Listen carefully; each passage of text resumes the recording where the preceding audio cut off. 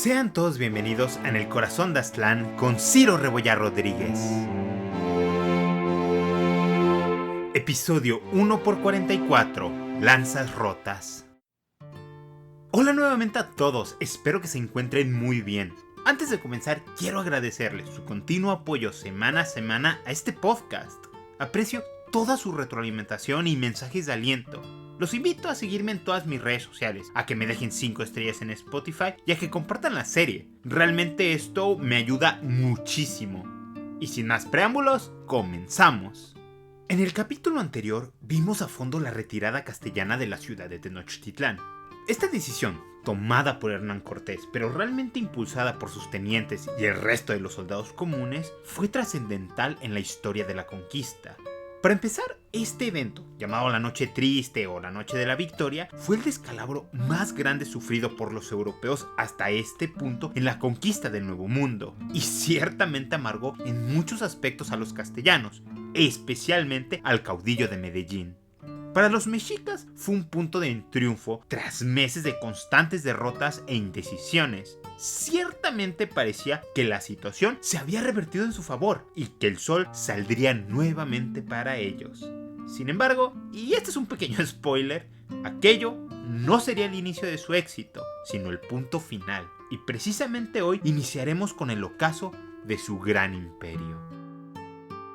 Tras la batalla en la calzada, el saldo fue devastador para los europeos. Miles de sus aliados tlaxcaltecas habían muerto y cientos de castellanos pasaron a los reinos del Mictlán. Los mexicas, curiosos de los forasteros, acomodaron sus cadáveres y artefactos en filas. Frente a ellos, una sobria confirmación llegó. Aquellos pálidos seres no eran extraños, extraordinarios o sobrenaturales. Tan solo eran simples hombres de carne y hueso que podían ser derrotados. No sabemos a ciencia cierta qué ocurrió en Tenochtitlán tras la victoria, pero tenemos indicios de que la ciudad se envolvió en un aura de celebración y alegría. Seguramente fueron llevados a cabo los rituales tradicionales tras una guerra exitosa, así como los sacrificios humanos dedicados a sus dioses. Festines privados y públicos debieron haber marcado la ocasión y un gran júbilo descendió sobre la capital. La felicidad reinó en las horas y días posteriores. Cuitláhuac, hermano de Moctezuma, era ahora el gran tlatoani de la ciudad y emperador de su vasto territorio. En él, los mexicas tenían un líder bastante competente y comprometido con la supremacía de su gente.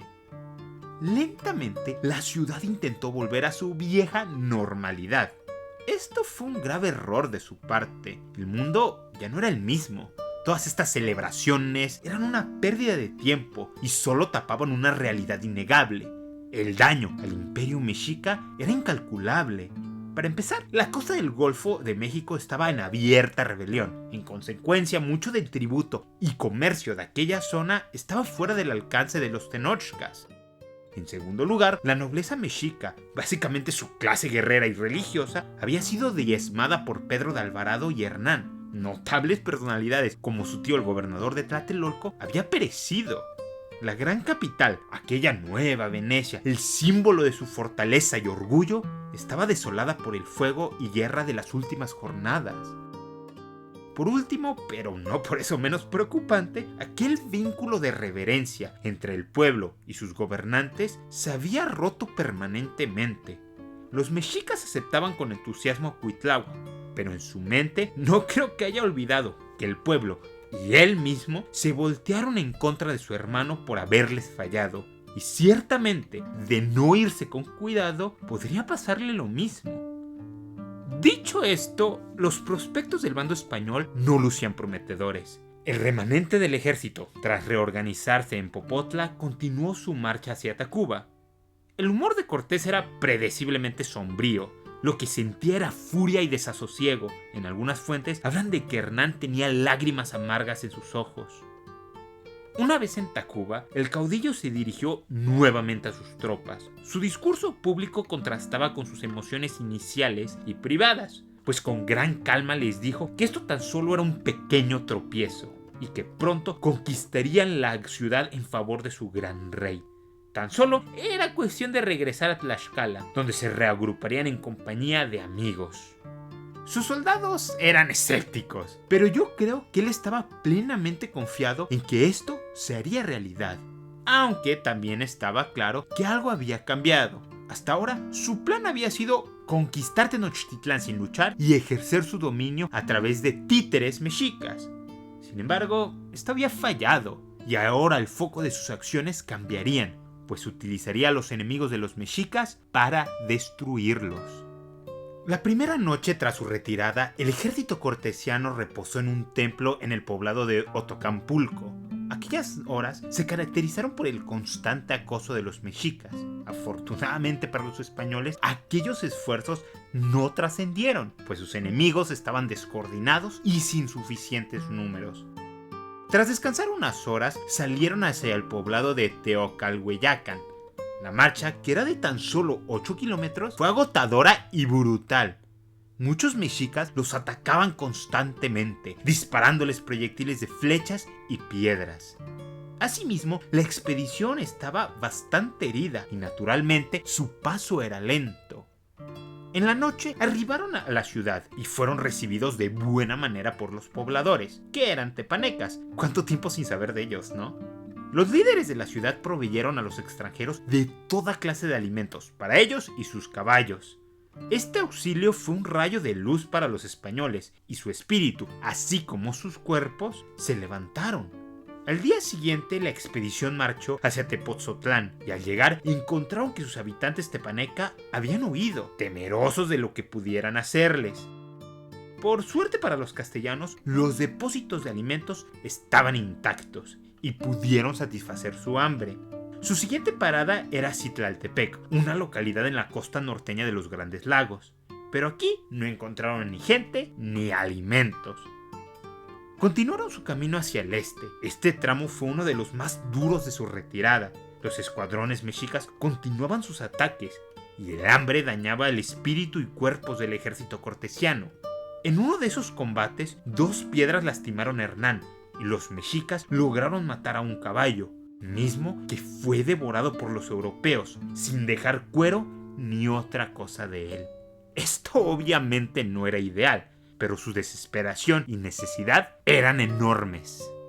Su viaje continuó bajo estas terribles condiciones. Se dice que, en algunos momentos, tan solo podían comer el pasto y hierbas que lo rodeaba.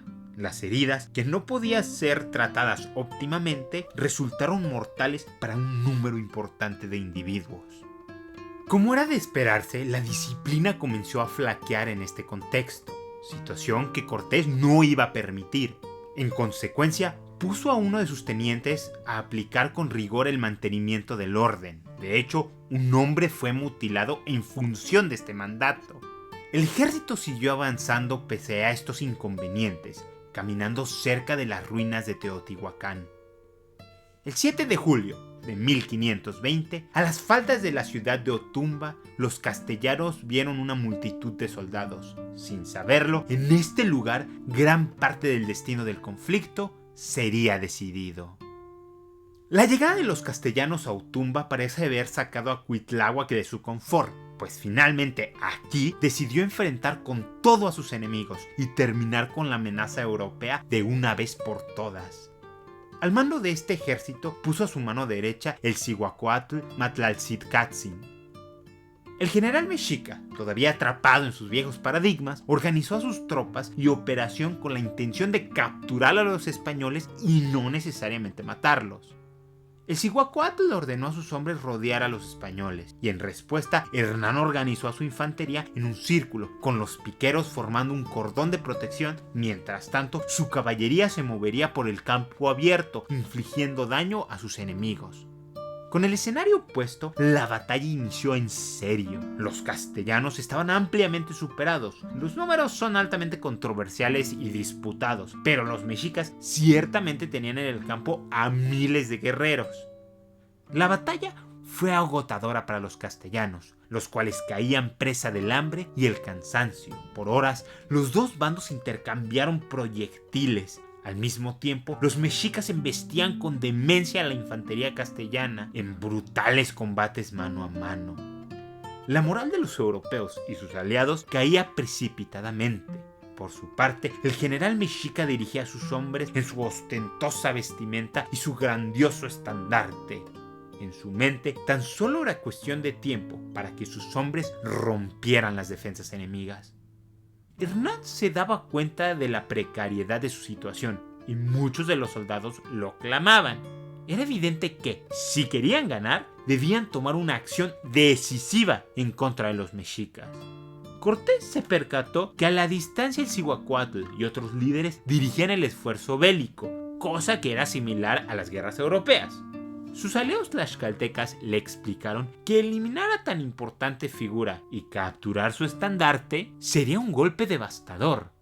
Con esta información, el caudillo de Medellín resolvió atacar directamente a estos notables.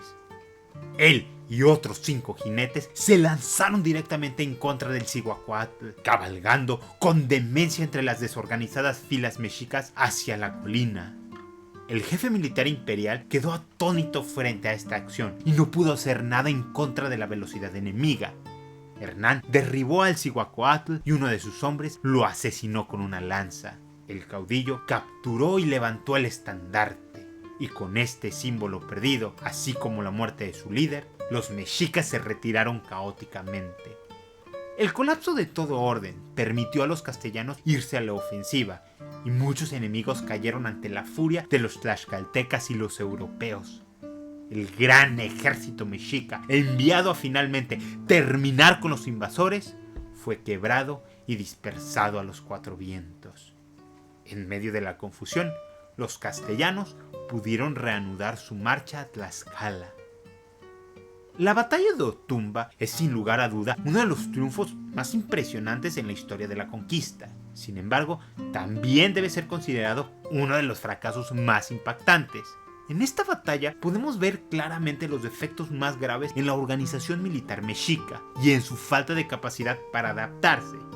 Esto contrasta con los eventos de la Noche Triste, cuando en un momento de gran furia se lanzaron con todo y sin importar qué en contra de sus rivales. Aquí volvieron a sus viejos dogmas y eso les costaría su imperio. Esta fue sin duda su mejor oportunidad para ponerle punto final y la dejaron ir.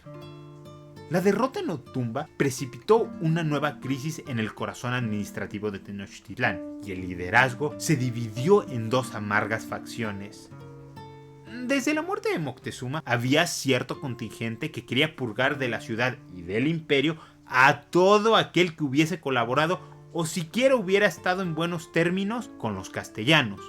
Por su parte, otros nobles, especialmente viejos aliados de Moctezuma, querían un cierto grado de lenidad para estos individuos, que incluía a varios de ellos. En esta lucha, y tras la derrota, el bando de la purga salió victorioso, y muchos viejos amigos de Moctezuma fueron exterminados en los días posteriores, así como varios hijos del antiguo emperador. Este sangriento episodio fue la culminación del proceso de consolidación de un nuevo régimen. Posteriormente, Cuitláhuac organizó la tradicional Gran Fiesta de los Señores, y los mexicas, por unos breves instantes, olvidaron su fracaso. Pero ciertamente sus enemigos no olvidarían su propia victoria. Muchos castellanos habían creído que aquellos serían sus últimos días. Sin embargo, fue el inicio de su meteórica revancha.